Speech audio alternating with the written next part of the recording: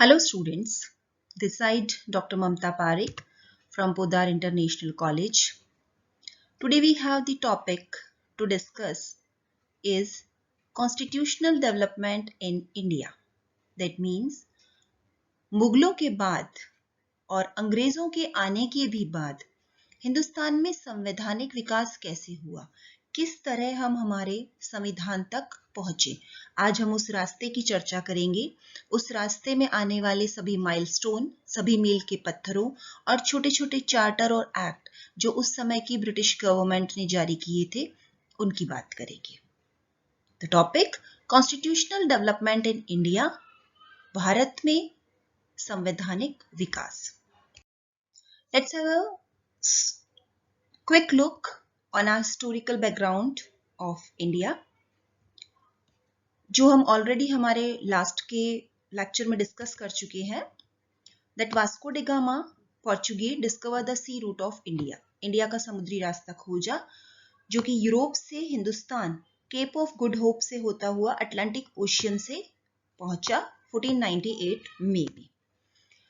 पुर्तगालियों के भारत आने के बाद ट्रेडिंग शुरू कर दी गई और उनके पीछे यूरोप की कुछ और कंपनियां हिंदुस्तान आई व्यापार के उद्देश्य से।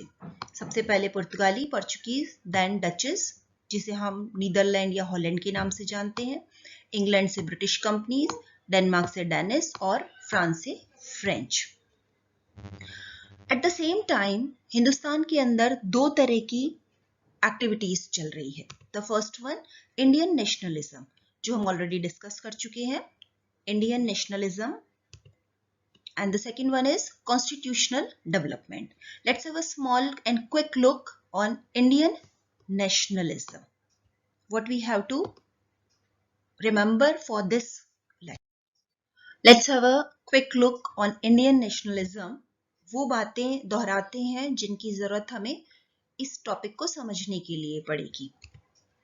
ब्रिटिश ईस्ट इंडिया कंपनी, जिसने व्यापार शुरू किया 31 दिसंबर 1600।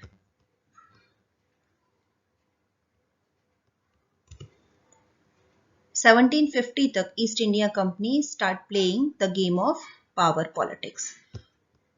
Before this they were not in power politics. First Indian freedom struggle 1857 की क्रांति मंगल पांडे के नेतृत्व में हुई, जिस मूवमेंट को सप्रेस किया गया ब्रिटिशर्स ने bye execution of Mangal Pandey इन अप्रैल 1857। अप्रैल 1857 में जारी की गई तारीख से पहले मंगल पांडे को फांसी देकर 1857 के प्रथम स्वाधीनता संग्राम को दबा दिया गया था। फिर हुई इंडियन नेशनल कांग्रेस की स्थापना, जो A.O. ह्यूम ने की थी 28 December 1885. We have already discussed about three phases of Indian National Congress. First one is moderate nationalism, उदारवादी राष्ट्रवाद 1885 to 1905. Then दौर आया उग्रवादी राष्ट्रवादियों का, और फिर the Gandhian era of nationalism 1920 to till our independence 1947. Now let's come to our main topic, constitutional development in India.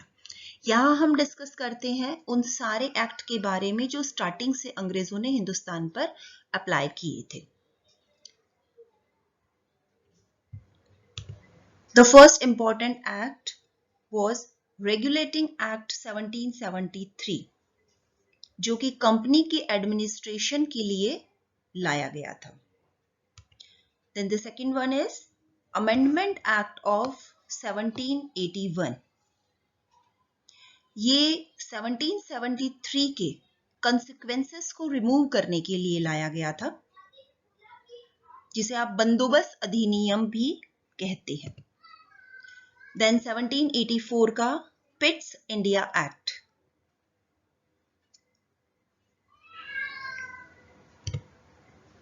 उसके बाद द इम्पोर्टेंट चार्टर एक्ट 1833, जिसमें बंगाल के गवर्नर को गवर्नर जनरल ऑफ इंडिया कहा जाने लगा।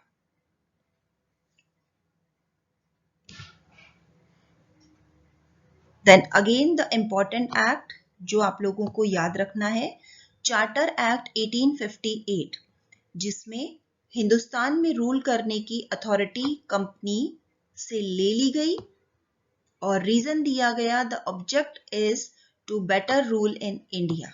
Now the authority has been transfer from company to British crown.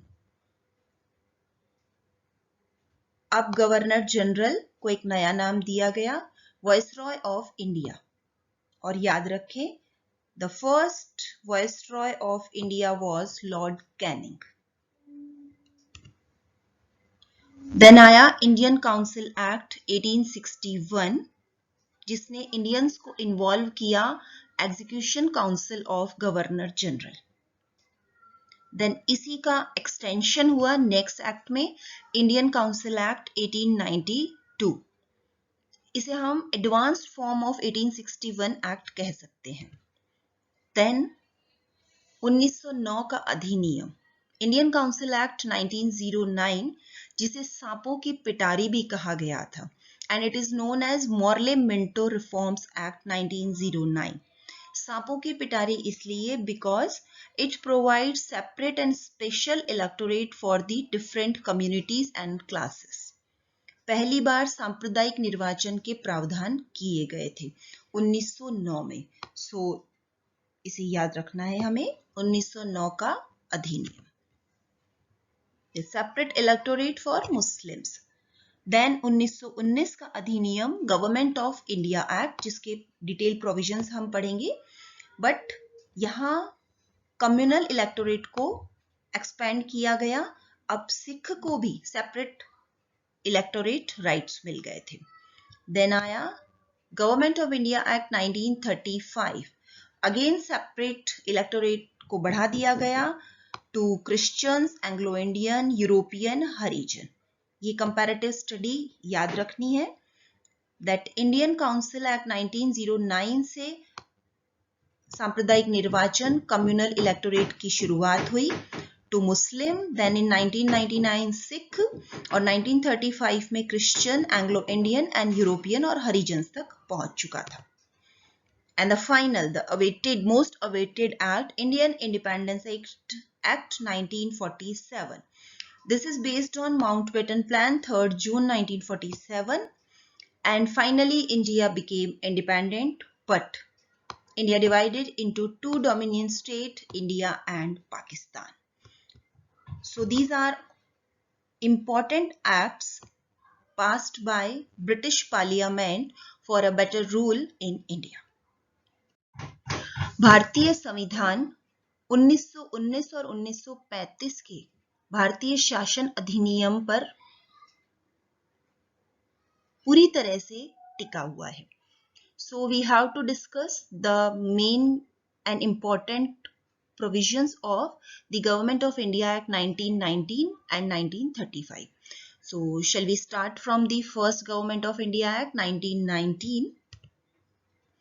This act is a milestone or an important landmark in the Indian constitutional development. ऐसा क्यों? ये जानना बहुत जरूरी है कि भारतीय शासन अधिनियम 1919 भारत के संवैधानिक विकास में एक मील का पत्थर कैसे साबित होता है. So Professor Gurumukh Nihal Singh state that reforms of 1919 will remain famous in British Indian history for making a beginning in the responsible government. So in this act, the responsible government system has been started. The Government of India Act 1919. It's based on Montagu-Chelmsford Reforms or Report 1919. Few responsible factors behind the Act 1919. First one is failure of Morley-Minto Reform Act 1909. Discontent of Indian National Congress towards British government. Britishers' repressive policy, दिनों दिन जो बढ़ती जा रही थी दमनात्मक नीति, वो भी एक वजह थी. कांग्रेस मुस्लिम लीग पैक्ट 1916, जिसे लखनऊ पैक्ट भी कहा जाता है. Home Rule Movement 1916 has been started by Tilak and Annie Besant. The object of Home Rule Movement was self-government by constitutional mean, same as like moderate nationalists. Discontent of Indians after World War First. First world war के during जो भी वादे किए गए थे वो पूरे नहीं हुए थे, इसलिए हिंदुस्तानियों में असंतोष था। उसे मद्देनजर रखते हुए ब्रिटिश पार्लियामेंट ने गवर्नमेंट ऑफ इंडिया एक्ट 1919 पास किया। मॉन्टेग्यूज डिक्लेरेशन 20th अगस्त 1970। मॉन्टेग्यू घोषणा में कहा गया था, responsible government in India as an integral part of British Empire. This was a big statement for Indians that responsible government in India, एक उत्तरदायी सरकार जो भारत में हो, उसे ब्रिटिश एम्पायर अपना एक प्रमुख भाग मानता है। The Declaration of Montague. Then Montague-Chelmsford Report 20th August 1917. Montague was the Secretary of State and Chelmsford the Viceroy. दोनों के द्वारा प्रस्तुत की गई रिपोर्ट के बेस पर 1919 का अधिनियम पारित किया गया था। अब बात करते हैं important provisions of this act. The act is based on Montague-Chelmsford report. The Government of India Bill 1919 was drafted and passed on 23rd December 1919. The important provisions are preamble declare. अभी तक हमने जितने भी एक्ट पढ़े हैं उनमें किसी में भी प्रस्तावना का जिक्र नहीं था। पहली बार हिंदुस्तान में 1919 के अधिनियम में प्रस्तावना शामिल की गई थी। preamble. The preamble means the introduction or the phase of act, जिसमें ऑब्जेक्टिव की चर्चा की गई है। Reduction in the power of state secretary, state secretary की शक्तियों में कमी कर दी गई। High commissioner of India appoint किया गया, उच्चायुक्त हिंदुस्तान के लिए। And high commissioner will work as an agent of governor general. Bicameral legislature, पहली बार हिंदुस्तान में 1919 के अधिनियम के द्वारा द्विसदनीय केंद्रीय विधानसभा का निर्माण हुआ, जिसमें पहला सदन सेंट्रल लेजिस्लेटिव असेंबली, जो अब लोकसभा के नाम से जाना जाता है, and the second was council of state, जिसे अब राज्यसभा कहा जाता है। So this is an important point for your exam. Bicameral legislature started by Act 1919. First house is Central Legislative Assembly and second is Council of State. Then first time introduced adult franchise, but उस समय उम्र रखी गई थी 21 years. Governor general की शक्तियों में वृद्धि की गई, powers has been increased. Responsible government first time 1919. Extension of communal electorate system, जिसकी हम चर्चा कर चुके हैं. Increase in the power of Central Legislative Assembly, जो Central Legislative Assembly बनाई गई थी उसकी पावर्स में भी वृद्धि कर दी गई थी। एक नया डेमोक्रेटिक सिस्टम प्रांतों में लागू किया गया, जिसे हम डार्की dual government in provinces level कह सकते हैं, जिसे हम द्वैध शासन व्यवस्था कहते हैं। द्वैध मीन्स ड्यूअल गवर्नमेंट, जहां पर शासन करने के विषयों को दो भागों में विभाजित किया गया था। The separation between the subjects, first one is reserve subject, जिसे हम रक्षित विषय कहते हैं, और इन पर कानून बनाने का अधिकार गवर्नर को प्राप्त था। And the governor is responsible to Governor General of India only, not the Legislative Assembly. और second part of subject was transfer subject, जिसे हम हस्तांतरित विषय कहते हैं। इन पर कानून बनाने का अधिकार इंडियन मिनिस्टर्स को दिया गया था, but the Indian ministers has to be responsible to Legislative Assembly. There is a difference between both the subjects. This is the diarchy system, dual government at provinces level. Later on हम देखेंगे 1935 के अधिनियम में यह द्वैध शासन की व्यवस्था प्रांतों से खत्म करके केंद्र पर स्थापित की जाएगी। तो हमारा क्वेश्चन बनता है द्वैध शासन व्यवस्था डायरेक्ट सिस्टम सबसे पहले किस अधिनियम द्वारा और किस स्तर पर इंट्रोड्यूस की गई थी? So answer is 1919 government of India act at province level. Then powers को डिस्ट्रीब्यूशन किया गया था। सेंट्रल लिस्ट जिसपे सेंटर कानून बनाएगा, प्रोविंशियल लिस्ट जिसपे प्रोविंसेस यानी प्रांत कानून बनाएंगे, और रेजिडरी लिस्ट बचे खुचे विषयों की रक्षित लिस्ट बनाई गई। So these are the important provisions for 1919 act. अब इसकी आलोचना की बात करते हैं। लोगों ने बहुत इसकी आलोचना की थी क्योंकि जो खूबसूरत शब्दावली, दो ब्यूटीफुल वर्ड्स और राइट्स यहाँ पर दिए गए थे वो सिर्फ लिखे हुए हैं, प्राप्त नहीं होते हैं इंडियंस को। तो फर्स्ट वन, द्वैध शासन व्यवस्था फेल हो गई थी। Diarchy was a failure. Unscientific division of subject, कोई स्पेसिफिक बेस नहीं था सब्जेक्ट को डिवाइड करने का। Lack of cooperation between Indian ministers and civil servant, ministers को काम करने के लिए सिविल सर्वेंट लोक सेवकों की सहायता की जरूरत थी, और क्योंकि सिविल सर्वेंट अंग्रेज थे वो इंडियन मिनिस्टर्स को कॉप अप नहीं कर रहे थे। Weekend position of Indian ministers, financial rights भी नहीं थी इंडियन मिनिस्टर्स के पास में, और इंडियन मिनिस्टर्स को कभी भी अविश्वास प्रस्ताव के द्वारा हटाया जा सकता था। No confidence motion. The transparency in responsibility, no transparency in responsibility, cooperation missing among departments. Actually किसी भी डिपार्टमेंट में आपस में सहयोग नहीं देखा गया था। Lack of financial resources, especially transfer subject related to Indian ministers. Governor General had absolute powers. सारी powers डायरेक्ट और इनडायरेक्ट तरीके से गवर्नर जनरल के हाथ में थी।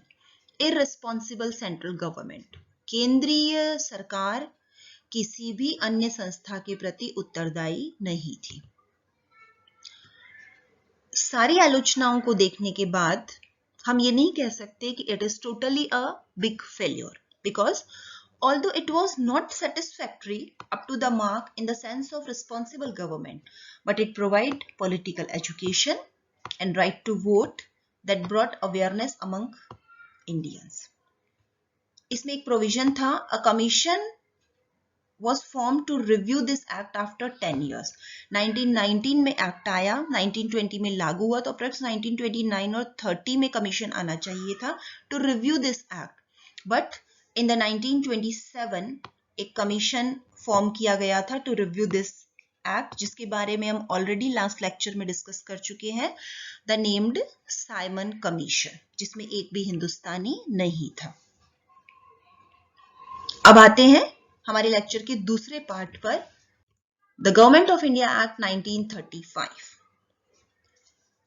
This act was a major step towards a new system and constitutional development in India. हमारे भारतीय संविधान का 75% भाग 1935 के एक्ट से इंस्पायर्ड है। कुछ फैक्टर्स, कारण को डिस्कस करते हैं जिस वजह से 1935 एक्ट आया। रॉलेट एक्ट और जलियांवाला बाग त्रासदी, खिलाफत मूवमेंट, इन सब को हम इंडियन नेशनल मूवमेंट और Gandhian era of Indian nationalism में डिस्कस कर चुके हैं with detail. Non cooperation movement led by Mahatma Gandhi, Swarajya party formed by Chittaranjan Das and Pandit Motilal Nehru, Simon Commission 1927 and reason there is no one Indian. So हमने नारे लगाए go back Simon. Nehru report and उसी समय जिन्ना के 14 points of demand, जिन्ना की 14 सूत्रीय मांग प्रस्तुत की गई थी।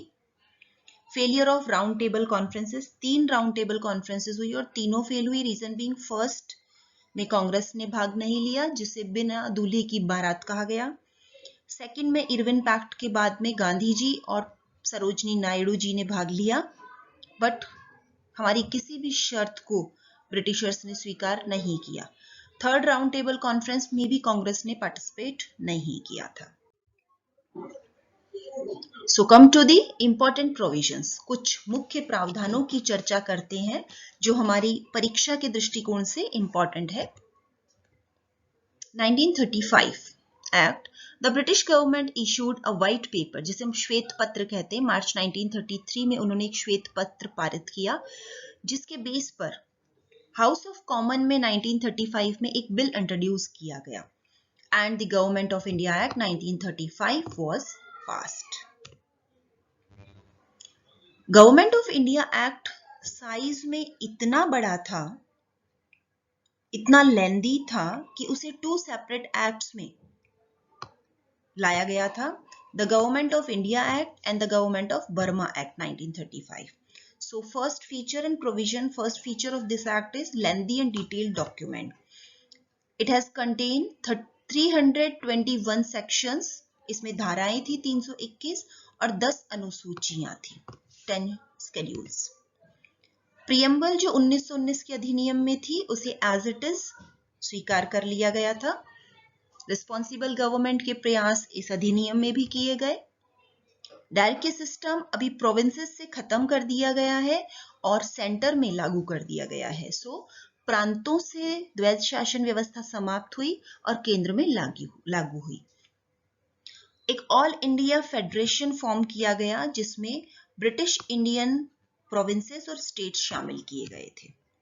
ऑटोनॉमस प्रोविंसेस को स्वायत्तता प्रदान की गई।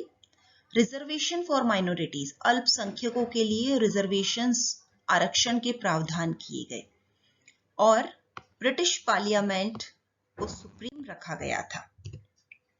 फेडरल कोर्ट फॉर्म की गई थी।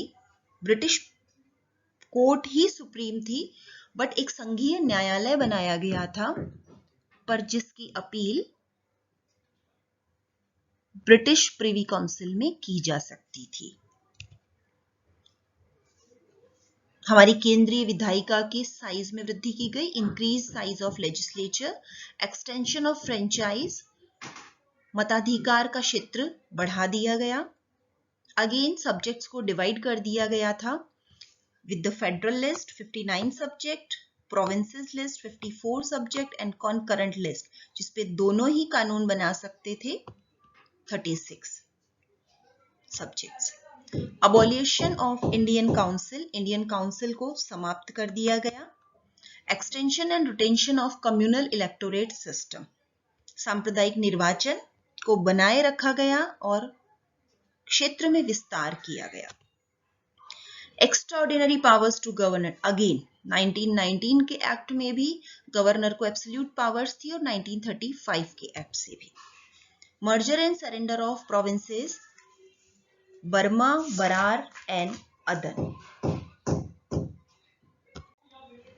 बर्मा सेपरेटेड फ्रॉम इंडिया, इसलिए 1935 के एक्ट में एक और पोर्शन था, गवर्नमेंट ऑफ बर्मा एक्ट 1935। अदन वाज सरेंडर्ड टू ब्रिटिशर्स और Berar was formally a part of Hyderabad but merged with central provinces. Although this Act of Government of India Act 1935 contained very good legal aspect and provisions for Indian, but हमें सिर्फ पूर्ण स्वराज्य की जरूरत थी। स्वराज्य मेरा जन्मसिद्ध अधिकार है। हमें अब सेल्फ गवर्नमेंट की जरूरत नहीं थी। हमें एक ऐसे संविधान को बनाना था जो हिंदुस्तानियों ने बनाया हो और उसे हिंदुस्तान में लागू किया जाए। So, the criticism of this Act 1935. No authority within Federation. Federation सिर्फ नाम के लिए बनाया गया था, कोई अधिकार नहीं थे। Still final powers invested in Governor General. Governor General के पास पहले भी absolute powers थी और अभी भी। Defective Federation, not pure Federation. Again extension of communal electorate system, अब क्रिश्चियन, हरिजन, एंग्लो इंडियंस तक सांप्रदायिक निर्वाचन का विस्तार कर दिया गया था। माइनॉरिटीज को एक टूल, एक हथियार की तरह हिंदुओं के सामने यूज किया जा रहा था, जिसे हम सबके बीच में डिवाइड एंड रूल को अप्लाई किया जाता था। रिजर्वेशन आरक्षण, provincial autonomy used as a toy, प्रांतों को स्वायत्तता दी गई थी, बट अभी भी यथार्थ शब्दों में स्वायत्तता नहीं, सिर्फ गवर्नर के पास ही सारे अधिकार सीमित थे. And refusal of self government, there is no self government. And the big thing, there is no independent and impartial court in India. एक संघीय न्यायाधिकरण, फेडरल कोर्ट पहली बार हिंदुस्तान में 1935 के एक्ट से लाई गई, बट उसकी भी अंतिम अपील ब्रिटेन की प्रिवी काउंसिल में की जा सकती थी. So these are the criticism of this act 1935. But whole and sole हमने जितने भी एक्ट्स और चार्टर्स के बारे में पढ़ा फ्रॉम स्टार्टिंग ऑफ 1773 टू 1935, इन इतने वर्षों के अंदर अंग्रेजों ने हमें बताया कि एक व्यवस्थित और अपने संविधान के मायने क्या है. Actually we know the value of our own constitution. इसलिए हमने बहुत पहले से ये डिमांड शुरू कर दी थी कि हमें अपना संविधान चाहिए. एंड फाइनली हमने हमारा संविधान बनाया और लागू किया. सो दिस वाज 1935 एक्ट और 1919 act along with a long constitutional development journey in India. Let's complete our topic. Thank you so much. From Podar International College, this side Dr. Mamta Parekh. Have a great day.